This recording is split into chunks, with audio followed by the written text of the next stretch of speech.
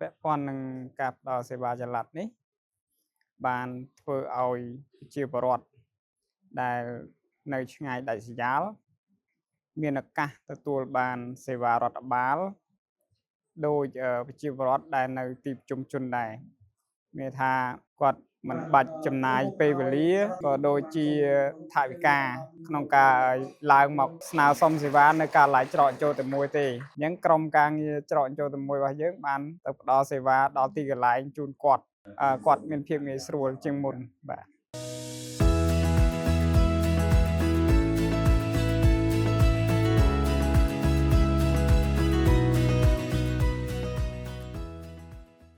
អញ្ចឹងពាក់ព័ន្ធនឹងការចុះផ្ដល់សេវាចល័តនៅភូមិឆ្ងាយដាច់ស្រយាលបានធ្វើឲ្យការឡាយច្រករបស់យើងនឹងមានបញ្ហាមួយចំនួនដែរដូចជាកង្វះមន្ត្រីអញ្ចឹងយើងត្រូវរៀបចំជាក្រុមបាទមន្ត្រីចុះផ្ដល់សេវាចល័តនិងក្រុមមន្ត្រីនៅផ្ដល់សេវានៅការឡាយច្រកមួយទៀតពាក់ព័ន្ធនឹងផ្លូវធ្វើដំណើរអ៊ីនធឺណិតដូចជាអគ្គិសនីអីជាដើមហ្នឹងគឺនៅតំបន់ឆ្ងាយហ្នឹងគាត់អត់មានទេអញ្ចឹងយើងត្រូវត្រៀមបម្រុង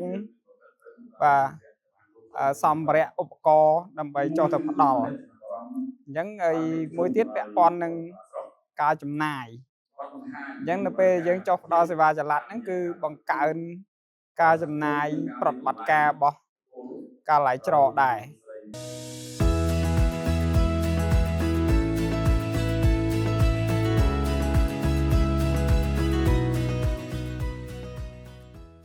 ចំពោះប្រជាពលរដ្ឋ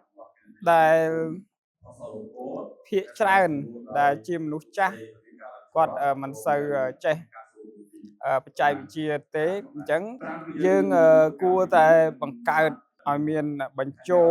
សម្រាប់ជាជំនួយដល់ពួកគាត់និងរៀបចំទីកន្លែងដោយមានប្រព័ន្ធកុំព្យូទ័រសម្រាប់ឲ្យពួកគាត់ប្រើប្រាស់និងយើងអាចផ្សព្វផ្សាយអប់រំផ្សព្វផ្សាយបន្ថែម